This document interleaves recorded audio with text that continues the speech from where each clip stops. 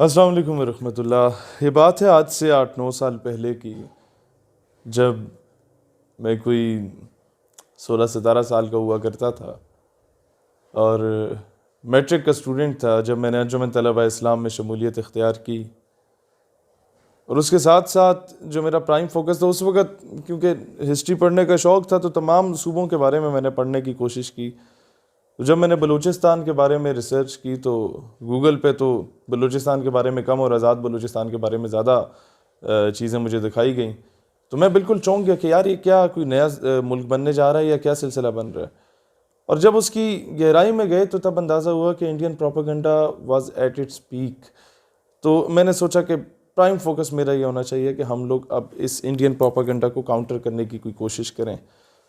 اب social media سے ہم نے شروع کیا، کچھ ٹویٹر کے، کچھ فیس بک کے ہمارے دوست احباب تھے، یوٹیوبرز تھے، ان لوگوں کے ساتھ مل کے سے کاؤنٹر کیا۔ لیکن میں نے کہا نہیں، جو مجھے نظر آ رہا ہے وہ یہ ہے کہ جو نفرت ہے وہ لوگوں کے دلوں تک سرایت کر چکی ہے، اور وہ نفرت ڈالی گئی ہے پاکستان کے خلاف، اس کو کاؤنٹر کرنا ہوگا۔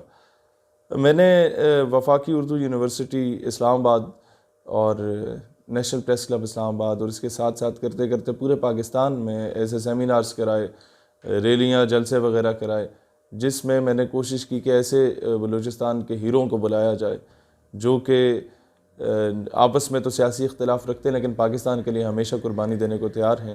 اور یہاں کی لسٹیں اکٹھی کی کہ جتنے بچے بلوچستان سے تعلق رکھتے ہیں پنڈی اسلام آباد کی یونیورسٹیز، کالجز میں، ان سب کو بلایا جائے اور انہیں ان کے سامنے بٹھایا جائے اور وہ بتائیں کہ اصل مسائل کیا ہیں اور کون پروپیگنڈا کر رہا ہے اور کون یہ کہہ رہا ہے کہ جناب یہ تو سارا ظلم پنجابیوں نے کیا یا کس نے کیا۔ اس ساری چیزوں کو کاؤنٹر کیا گیا، اور الحمدللہ مجھے یہ فخر سے کہنا پڑتا ہے، میں کہہ سکتا ہوں فخر سے، کہ I was the first one from Punjab. 2004 سے 2015 تک جتنی وہاں پر انارکی پھیلی، اس کے بعد میں واحد بندہ تھا جو کوئٹہ گیا اور قومی پرچم ریلی ہم لوگوں نے نکالی، میرے کلاس فیلوز نے، بلال کاکڑ اور ہم سب نے مل کے۔ ہمارے تقریباً میں گیریزن اکیڈمی کوئٹہ میں 2 سال پڑھا بھی تھا when my father was posted there، یہ 2005-6 کی بات تھی۔ تو سارے پرانے دوست جو تھے، کوئی وہاں پر پولیٹیکل فیملی سے بھی تعلق رکھتے تھے، تو بعد میں ہم سارے جب بڑے ہو گئے، کوئی 17-18 سال کے ہو گئے، تو ہم لوگوں نے سوچا کہ وہاں پر اس طرح کی ریلی نکالیں کہ اس میں پشتون، بلوچ، پنجابی، سندھی اور یہ سارے کشمیری، بلتستانی سب اکٹھے ہوں، تو اس سے کوئی سیاسی رنگ نہ دیا جائے، صرف پاکستانی پرچم کے سائے تلے ہم کوئٹہ میں اس طرح کریں۔ اور اس وقت یہ میں جانتا ہوں کہ جو ڈیتھ تھریٹس ہمیں ملا کرتی تھیں بی ایل اے کی جانب سے، بی آر اے کی جانب سے، بی ایس او کی جانب، بی ایس او آزاد کی جانب سے، and then B L F کی جانب سے، وہ ہم بہتر جانتے ہیں۔ خیر ہم نے وہ اس وقت اتنا پبلسائز اس سے نہیں کیا تھا، کیونکہ ظاہر ہے عوام کا مورال ڈاؤن ہوتا تھا، تو خیر وہ سارا کیا۔ اسلام آباد میں ہم نے سارے یہ سیمینارز کیے، لوگوں کو پاکستان سے محبت کا درس دیا اور یہ بتایا کہ جناب اگر گورنمنٹ کی کوئی پالیسیز غلط ہیں، اگر کسی فرد واحد کی کوئی پالیسیز غلط ہیں، یا آپ لوگوں کے اپنے نوابوں وڈیروں نے آپ لوگوں پہ اگر ظلم کیا، تو اس میں پاکستان کا قصور نہیں ہے، اس میں اس فرد واحد کا یا اس کی پالیسیز کا قصور ہے۔ اور پاکستان تو ہم سب کا ملک ہے، اس سے محبت، میں تو پاکستان سے محبت اس لیے نہیں کرتا کہ میں یہاں پیدا ہو گیا پلا بڑا، میں تو البتہ صرف اس لیے کرتا ہوں کہ یہ واحد ریاست ہے، ریاست مدینہ کے بعد، جو کہ اسلام کے نام پہ حاصل کی گئی، تو مجھے تو اس سے عقیدت اور محبت رسول اللہ علیہ السلام کے نسبت سے ہے۔ ناؤ کمنگ فارورڈ، وہ دن بھی تھا جو میری زندگی کی خواہش تھی کہ ڈیرہ بگٹی میں سوئی کا علاقہ، جہاں سب سے زیادہ انارکی کسی دور میں ہوا کرتی تھی، وہاں پر مغرب کے بعد کوئی باہر نکل نہیں پاتا تھا۔ رات کو 11 بجے ہم لوگوں نے وہ جلسہ پرولونگ کیا، 11-12 بجے تک، پاکستان زندہ باد کے نام سے، جہاں 4-5 ہزار ووٹ لے کے کسی دور میں لوگ ایم پی ایم این اے بنا کرتے تھے، وہاں 7,000 لوگوں کا، صرف مردوں کا وہاں جلسہ ہوا، اور الحمدللہ پاکستانی پرچموں کے ساتھ آئے، کسی سیاسی جماعت کے پرچموں کے ساتھ لوگ نہیں آئے۔ اور مجھے اب بھی یاد ہے چیف آف بگٹی جان بگٹی بھائی نے میری دستار بندی بھی کی، وہ بلوچ دستار پہنائی میرے سر پہ۔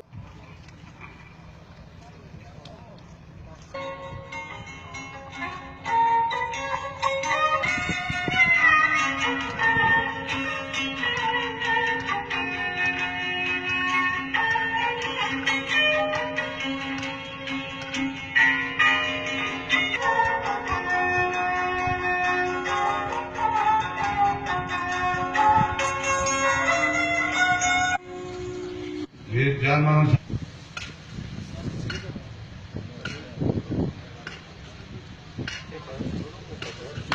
تالیاں.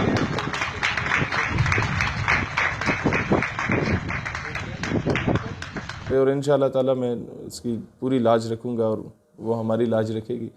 اور اس کے ساتھ ساتھ مجھے یاد پڑتا ہے کہ برام داغ بگٹی کو میں نے اس وقت چیلنج کیا تھا کہ یہ جو پہلی 2 صفوں میں یہاں کے سیاستدان بیٹھے ہیں، یہاں کے جو بلوچ بیٹھے ہیں، ان کو رہنے دو.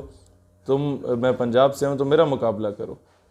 یہ بلوچ ایک پنجابی کو ووٹ دے دے گا لیکن غدار وطن کو ووٹ نہیں دے گا. اور سب نے اس پہ تالی شالی بھی بجائیں اور کہا کہ آپ بالکل درست کہہ رہے ہیں.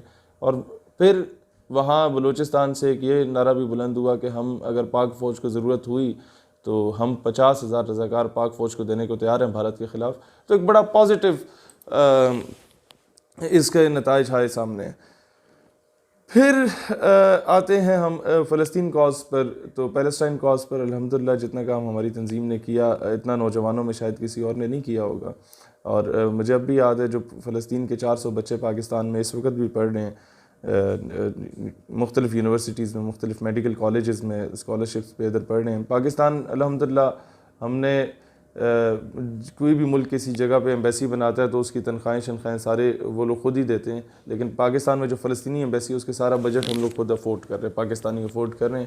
اور اب بھی ہمارے پاسپورٹ پہ لکھا ہے کہ it is eligible everywhere except Israel, اور اسرائیل کو ہم لوگ نہیں تسلیم کرتے. خیر فلسطینی سفیر نے بھی کافی ریکگنائز کیا، ہماری ووٹ ٹیکنگ سرمنیز میں بھی آئے.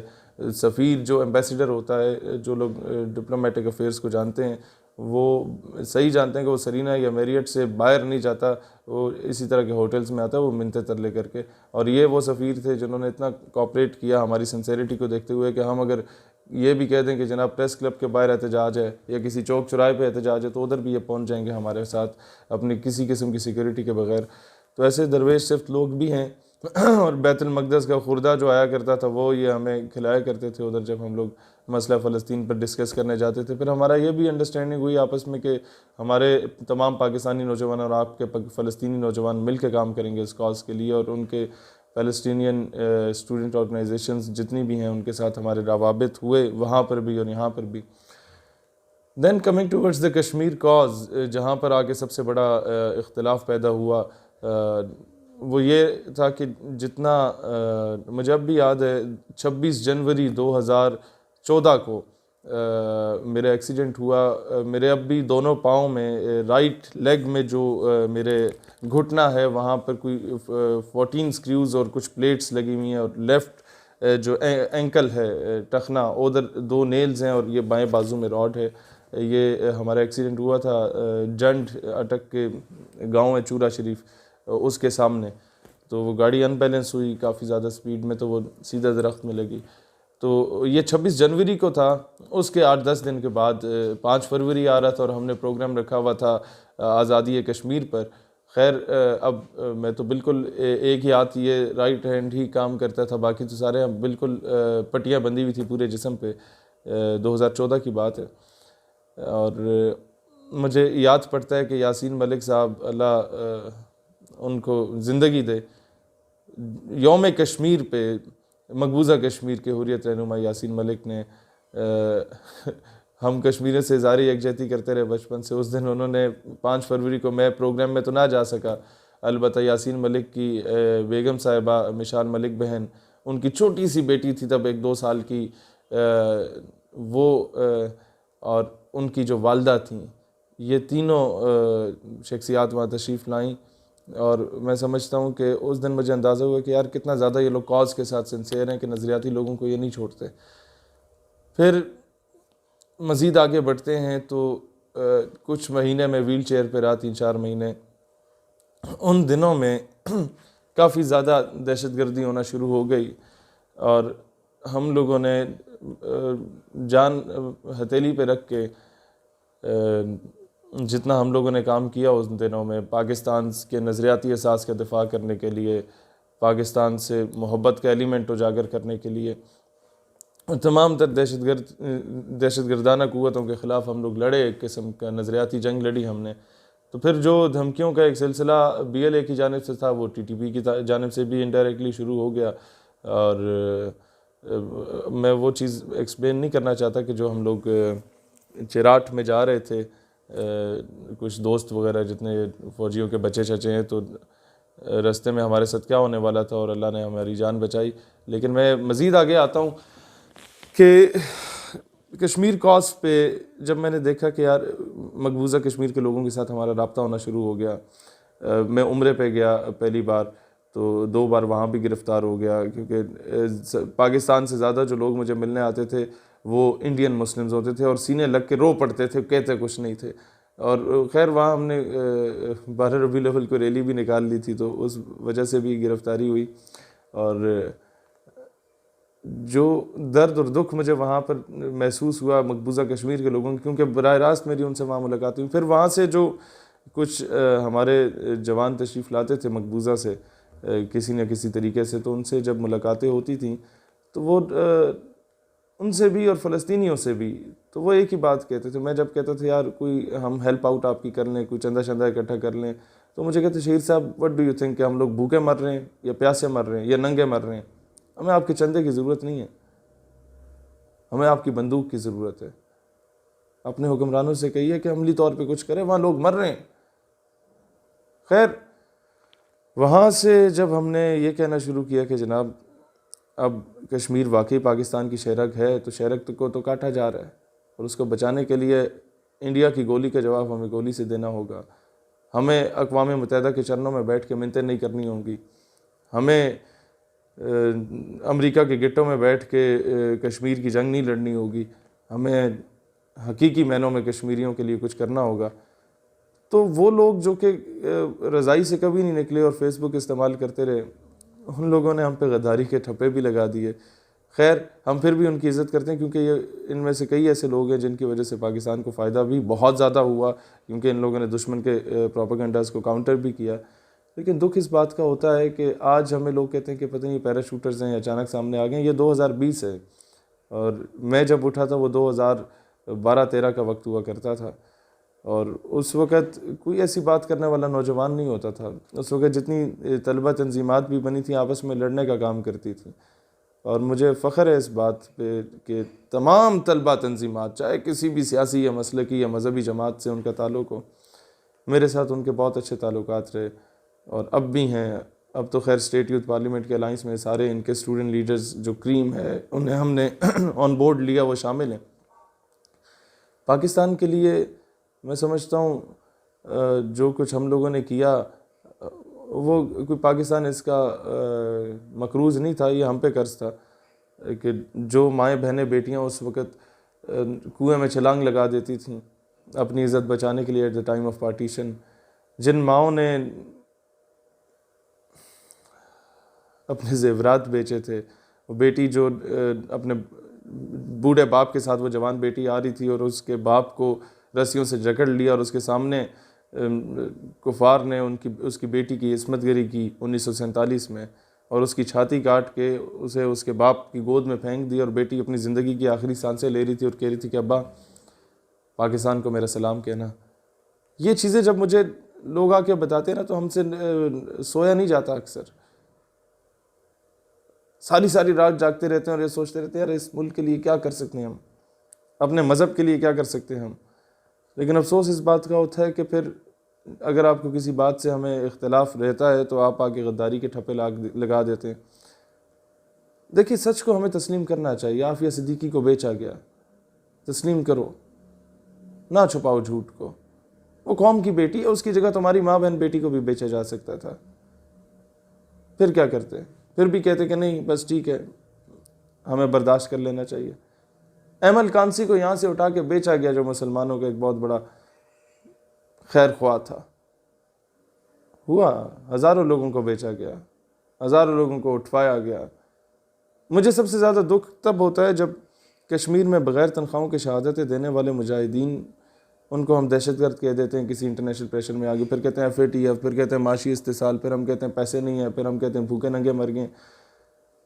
یار ایک بات، شاید آپ کو اختلاف ہے تو آپ ضرور رکھیں آپ، لیکن کم از کم پاکستان کا غدار نہ کہا کریں.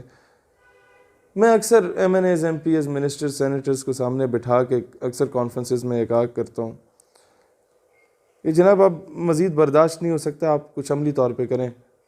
تو اکثر لوگ مجھے غصے میں آ کے کہتے ہیں کہ شہیر آپ بڑے سمجھدار ہو، ہم سے زیادہ پڑھے لکھے خود کو تصور کرتے ہو، اگر جنگ ہو گئی اور بنگلہ دیش کی طرح کوئی حصہ ہم سے الگ ہو گیا تو کون ذمہ دار ہوگا؟ آپ ذمہ دار ہوں گے. میں کہتا ہوں سر ہاں میں ذمہ دار ہوں گا، کیونکہ آج سے 200 سال کے بعد اگر مورخ تاریخ لکھے گا تو یہ ضرور لکھے گا کہ پاکستان ہارے ہوئے لشکر میں تھا، لیکن مورخ یہ کبھی نہیں لکھے گا کہ پاکستان بزدل اور بغیرت ہو چکا تھا. میں اکثر اس طرح کے سیمینارز کانفرنسز میں جاتا ہوں کشمیر پر، اور بڑے آسانی سے پیار محبت سے ہنس کے بڑے بڑے سینئر لوگ یہ باتیں کر رہے ہوتے ہیں کہ کشمیر میں میدان کربلا برپا ہے. میں روک لیتا ہوں انہیں، میں کہتا ہوں سر کشمیر میں میدان کربلا واقعی برپا ہے؟ کہتے ہیں ہاں ہاں برپا ہے. میں نے کہا ہندوستانی فوج کیا ہے پھر؟ کہتا ہے یزیدی ہے. میں نے کہا تو کشمیری کیا ہیں؟ کہتے ہیں حسینی ہیں. میں نے کہا سر مجھے یہ نہ بتائیں کہ کشمیری فوج، کشمیری عوام مجاہدین جو ہیں وہ حسینی ہیں اور ہندوستانی فوج یزیدی ہے. مجھے صرف اتنا بتائیں کہ کوفے والا کون ہے. ڈرو اس وقت سے جب مورخ ہمیں کوفے والوں میں شمار کرے گا. تم لوگوں کو شاید میری بات کی سمجھ نہ آئے، لیکن ڈرو اس وقت سے جب مورخ ہمیں بزدل اور بغیرت لکھے گا. عملی طور پہ کام کرنے کی ضرورت ہے، اور we are not para shooters. کسی کے کندھے پہ رکھ کے بندوق نہیں چلاتے. یا جو لوگ کہہ رہے ہیں ظالم لے رہے ہوتے ہیں، کس چیز کا ظالم؟ وہ امریکن ایمبیسی والی بات آتی ہے کہ وہاں سے جب سے آیا تو یہ پی ٹی ایم کا حامی ہو گیا. بھائی جان کوئی پہلے تحقیق کر لیا کرو. یہ 2014 کی بات ہے. امریکن ایمبیسی ایک اور یو ایس ایڈ کے اشتراک سے یہ لوگ ایک ڈیبیٹ کمپٹیشن آرگنائز کر رہے تھے، جس میں کہا تھا کہ جی از ایجوکیشن نیسیسری فار پیس؟ کیا تعلیم امن کے لیے ضروری ہے؟ آپ اس کے حق میں بولیں یا خلاف بولیں. میرے ایچ او ڈی نے، میں army public college of management and sciences میں پڑھتا تھا، انہوں نے کہا شہیر تم اچھے تقریر کر لیتے تو جاؤ. میں نے کہا سر میں اول تو ڈیبیٹ کمپٹیشنز میں حصہ نہیں لیتا، میں تو ویسے مقرر ہوں، لیکن یہاں تو بالکل بھی نہیں جاؤں گا. پیچھے امریکہ کا جھنڈا لگا ہوگا، سامنے میں تقریر کر رہا ہوں گا تو کوئی بھی تصویر لگا کے بولے گا غدار ہو گیا. میں واپس آیا کلاس میں. دین آئی ریئلائزڈ کہ یار نہیں، ہم لوگ جو امریکہ کا جھنڈا پچھلے 4-5 سالوں سے جلا رہے تھے اس کا تو کوئی فائدہ نہیں ہے. اخبار کے نکڑ میں وہ بھی لوکل اخبار کے نکڑ میں کوئی چھوٹی سی سرخی لگی ہوتی ہے کہ شہیر سیالوی نے امریکی پرچم نظر آتش کیا، اپنے غم و غصے کا اظہار کرتے ہوئے کہا کہ ہم لوگ امریکی غلامی نہیں کریں گے. میں نے کہا اس کا کیا فائدہ؟ مجھے ریئلائز ہوا. میں نے کہا جا کے منہ پہ بات کریں گے ان کے سفیروں کابینہ کے سامنے. میں گیا ایچ او ڈی صاحب کے پاس. میں نے کہا سر میں جانا چاہتا ہوں. ایچ او ڈی صاحب نے ہنس پڑے، انہیں اندازہ ہو گیا کہ اب یہ کرنا کیا چاہ رہا ہے. انہوں نے کہا شہیر تو مجھے ذرا تقریر لکھ کے دو نا، اور وہ میں دیکھوں گا، اس کے بعد پھر میں تمہیں جانے دوں گا. میں نے خیر تقریر لکھی کہ ملالہ بڑی نیک خاتون ہے اور عافیہ صدیقی کو صحیح گرفتار کیا گیا اور ہمیں دہشت گردی کے خاتمے اور امن کے قیام کے لیے امریکہ کا ساتھ دینا ہوگا. ایچ او ڈی صاحب نے وہ پڑھی، مسکرائے، کہتے ہیں بیٹا ضمیر تو میرا بھی نہیں مانتا کہ تم ایسی باتیں کرو، نہ ہی تمہارا مانتا ہوگا، لیکن البتہ پوزیشن اسی سے آئے گی. میں کہ بالکل سر پوزیشن تو اسی سے آئے گی. تو کیا پہن کے جا رہے ہو؟ شیروانی تو نہیں پہن رہے؟ میں نے کہا نہیں سر وہ شیروانی تو نہیں نا، امریکی ایمبیسی کا فنکشن ہے تو پینٹ کوٹ شینٹ کوٹ ٹائی شائی لگا کے جائیں. کہتا ہاں یہی میں تمہیں بتا رہا تھا کہ وہ کوئی برا امپریشن ان پہ نہ پڑ جائے. ہم پہلی بار ہی ہماری یونیورسٹی کو جانے دے رہے ہیں تو کوئی اچھا امپریشن پڑے. خیر میں آیا. میں نے کہا یار اب وہاں سچ تو بولنا ہے لیکن ذرا سپورٹ بھی لے کے جانی چاہیے. میں نے سر کے پاس دوبارہ چلے گیا. میں نے کہا سر آپ کو پتہ ہے ہمارا ادارہ پہلی مرتبہ جا رہا ہے کسی ایمبیسی کے پروگرام میں، تو electrical engineering, soft ware engineering اور BBA کے بیچ کے 10 بچوں کو ہم لوگ آن بورڈ لیتے ہیں. آپ اجازت لیں کہ آڈینس کے لیے ہمیں 30 بندے چاہیے، اور ایک ٹیچر بھی ہم رکھ لیتے ہیں اس میں تاکہ بچے ڈسپلن ان کا مینٹین رہے. تو جب میں نے یہ کہا کہ ٹیچر بھی رکھ لیتے ہیں تو ان کے وہم و گمان میں بھی نہیں آیا کہ یہ کوئی جا کے وہاں پر دنگا شنگا کرنے کے ارادے میں ہے. خیر انہوں نے کہا بالکل ٹھیک ہے، تم مجھے لسٹیں پرووائڈ کرو کس کس کو لے کے جانا چاہیے. میں نے کہا سر میں آپ کو لائق بچوں کی لسٹیں دیتا ہوں. اب ظاہر ہے وہ ایک ڈپارٹمنٹ کے ایچ او ڈی تھے تو باقی ڈپارٹمنٹس میں کون لائق ہے کون نہیں ہے اس سے تو انہیں سروکار نہیں تھا. تو میں نے جتنے دان نما ٹائپ، معذرت کے ساتھ وہ سن بھی رہے ہوں، مطلب ہٹے کٹے زبردست دبنگ ٹائپ ہمارے جو دوست احباب ہوتے تھے تمام ڈپارٹمنٹس کے، ان سب کے نام وہاں تحریر کیے. اور ٹیچرز جو 3 ہم نے رکھے وہ رکھے جو ہمارے ٹائپ کے فریش ہوتے تھے، جنہیں فریش BS آنرز یا MS کیا ہوتا تھا اور آ جاتے تھے وہاں وزٹنگ فیکلٹی کے لیے, تو ہمارا ایج ڈفرینس اتنا نہیں ہوتا تھا, تو گپ شپ آپس میں اچھی ہوتی تھی. ان کو بھی ہم نے آن بورڈ لیا, انہیں کہا سر آپ جائیں گے ایمبیسی کا پروگرام ہے, تو بڑے خوش ہو گئے کہ ہاں چلیں گے انشاءاللہ. خیر کوسٹر ارینج ہو گئی, ایمبیسی کے جو بھی لڑکے شڑکے تھے ان سے بات ہوگی کہ بھئی ہماری آڈینس والے بھی آنا چاہتے ہیں تو آپ اجازت دے دیں. انہوں نے کہا جی جی you are more than welcome, ہمیں تو انتظار ہوتا ہے کہ کوئی سننے والا بھی آیا ہوا ہو. خیر 78 ایجوکیشنل انسٹیٹیوٹس کے ڈیبیٹرز گئے, بیچ میں شہیر سیالوی صاحب بھی گئے, اور 30 بندے ہمارے ساتھ اور چلے گئے, اور 3 وہ ٹیچرز. رستے میں جناب پیٹرول پمپ آتا ہے, میں انہیں کہتا ہوں جناب ذرا گاڑی روکو, پینٹ کوٹ میں نے پہنا ہوتا ہے اور ساتھ ایک تھیلا سا پکڑا ہوتا ہے, تو گاڑی روکو یار میں واش روم جانا ہے. گیا واش روم میں, تو شہید صاحب جا پینٹ کوٹ میں رہے ہیں, واش روم سے نکل رہے ہیں تو شیروانی اوڑی ہوئی ہے.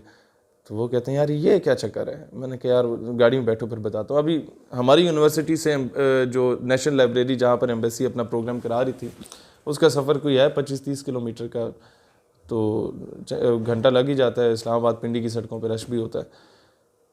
تو رستے میں نے انہیں کہا یار چکر یہ ہے کہ جو تقریر میں نے کل سر کو سنائی تھی اور تم لوگوں کو بھی سنائی تھی, میں وہ تقریر نہیں کر رہا. کیا کر رہے ہو پھر؟ میں نے کہا یار میں تو سچ بولنے جا رہا ہوں آج, یا آر ہوئے گا یا پار ہوئے گا. کہتے نہیں یار اسی سارے کٹے جاؤں گے. میں نے کہا یار بات یہ ہے کہ اگر نکالے گئے تو پاکستان کی زمین بڑی زرخیز ہے, اور جب لوگوں کو یہ پتہ چلے گا کہ انہوں نے امریکہ کی آنکھوں میں آنکھیں ڈال کے بات کی ہیں, تو تم لوگوں کو اگر نکالا بھی گیا تو اچھی اچھی یونیورسٹیز میں لوگ تمہیں ایڈمیشن بھی دلوائیں گے اور تمہارے اخراجات بھی خود افورڈ کریں گے. تو وہ تھوڑے سے خیر انہیں میں نے مطمئن کر لیا, اور میں نے کہا بس میں تقریر شروع کروں گا تو تم لوگوں نے جو ہے نا وہ کر دینے سپورٹ اس طرح کرنی ہے کہ کسی کی جرت نہ ہو آ کے مجھے روکے. خیر میں تقریر کرنے گیا, کیا تقریر کی وہ آپ دیکھ لیں گے.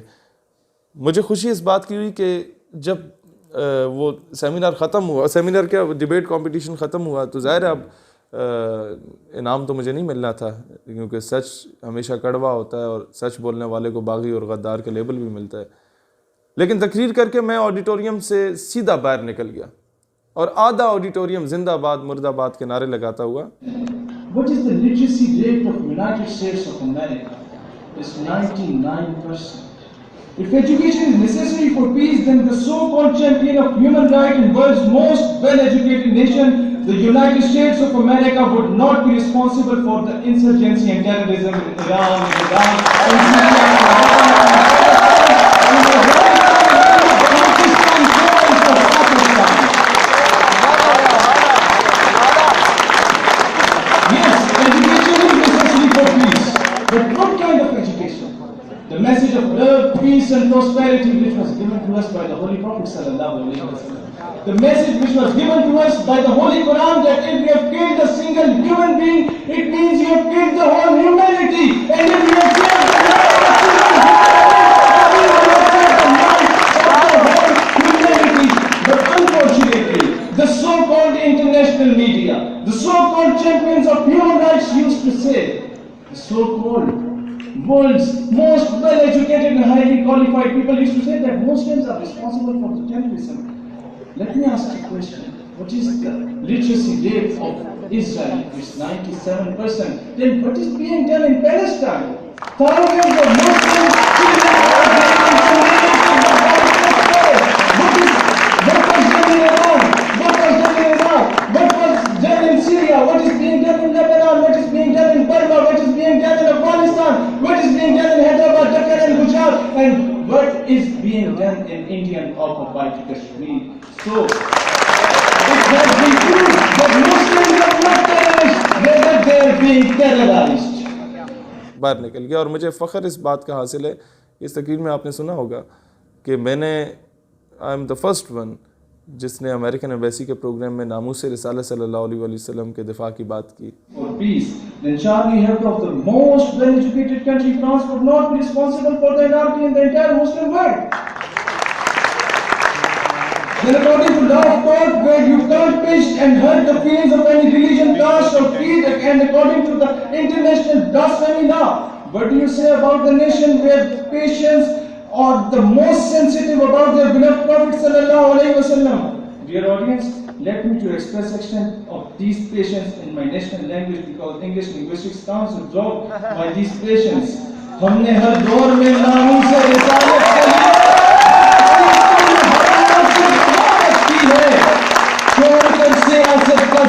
सिवाय हुस्न फकत एक नाम मोहम्मद से मोहब्बत की। मैंने अफगानिस्तान से फ़लस्तीन, कश्मीर से बर्मा तक के एक एक मुसलमान मजलूम की बात की और कहा कि दहशतगर्द असल तुम लोग हो, अमेरिका वालों, जो दुनिया का अमन तबाह कर चुके हो। खैर, जब मैं ऑडिटोरियम से बाहर निकला तो आधा ऑडिटोरियम नारे लगाते हुए बाहर आ गया। पोजीशन मेरे लिए वो नहीं थी कि वो फर्स्ट सेकंड थर्ड पोजीशन देते, वो तो देनी भी नहीं थी उन्होंने। पोजीशन मेरे लिए ये थी कि जो दूसरे स्कूल्स और कॉलेजेस और यूनिवर्सिटीज़ के टीचर्स और प्रिंसिपल्स आए हुए थे अपने बच्चों को लेके साथ, उन लोगों ने मेरा माथा चूमा था कि बेटा तुमने हक अदा किया, सच बोला। और मैं हमेशा एक तलकीन करता हूँ लोगों को कि सच बोला करें। खैर, इस पे लोगों ने बाद में, जिन लोगों ने तकरीर नहीं सुनी उनके लिए भी सुना देते हैं आपको, प्रोपेगेंडे भी किया, पता नहीं वहाँ से आ गया तो इसने क्या कर दिया। इसलिए मैं आवाम से कहता हूँ कि सुनी सुनाई बातों पे यकीन ना किया करें। आप लोग तहकीक कर लिया करें कि यार अगला बंदा कितना ख्वार हुआ है। मुझे याद है कि जून जुलाई की सख्त गर्मी हमने सिबी, डेरा बुगटी के सहराओं रेगिस्तानों में गुजारी है। और मुझे याद है कि इस्लामाबाद की सर्द रातों में हम लोगों ने जनवरी की और दिसंबर की रातें गुजारी हैं। और इस तरीके से जाके हमारी नज़रियाती टीम बनी है। किसी के हमने बूट पॉलिश करके, या किसी के कंधे पे बंदूक रख के, या किसी के मिन्नतें तरले करके, या किसी की गोद में बैठ के हम इस मकाम तक नहीं पहुँचे जिस तरह लोग हुकूमतों में पहुँचते हैं। हम अगर पाकिस्तान का दिफा करते हैं या पाकिस्तान से अकीदत और मोहब्बत रखते हैं तो ये हमारे ईमान का हिस्सा है। हमारी मोहब्बत किसी के मोहताज नहीं है कि हम लोग किसी से NOC लेके। और यही बात सिर्फ मैं कहूँगा कि हमें पाकिस्तान से वफादारी के सर्टिफिकेट किसी से नहीं चाहिए। ये जो सर्टिफिकेट बांट रहे होते हैं, हम इनसे ज़्यादा बड़े मुहिब वतन हैं। हम बग़ैर तनख्वाहों के काम कर रहे हैं इस मुल्क के लिए। हम मोहब्बत और प्यार नहीं करते पाकिस्तान से, हम इश्क करते हैं पाकिस्तान से। खुदा की कसम इश्क करते हैं पाकिस्तान से। मैं समझता हूँ इकबाल दुरुस्त कहते थे, मीर अरब को आई ठंडी हवा जहाँ से, मेरा वतन वही है, मेरा वतन वही है। इंशाल्लाह वो वक्त दूर नहीं जो मुल्क सुपर पावर बनेगा इंशाल्लाह। और इंशाल्लाह हमें पूरी उम्मीद है कि ग़ज़वा हिंद होती है तो हम उसके एक अदना से मुजाहिद ज़रूर बनेंगे इंशाल्लाह ताला। इस कौम को तैयार कर रहे हैं और अपने मुल्क के लिए, अपने मज़हब के दिफा के लिए हम हमेशा तैयार रहेंगे इंशाअल्लाह ताला। पाकिस्तान हमेशा जिंदाबाद।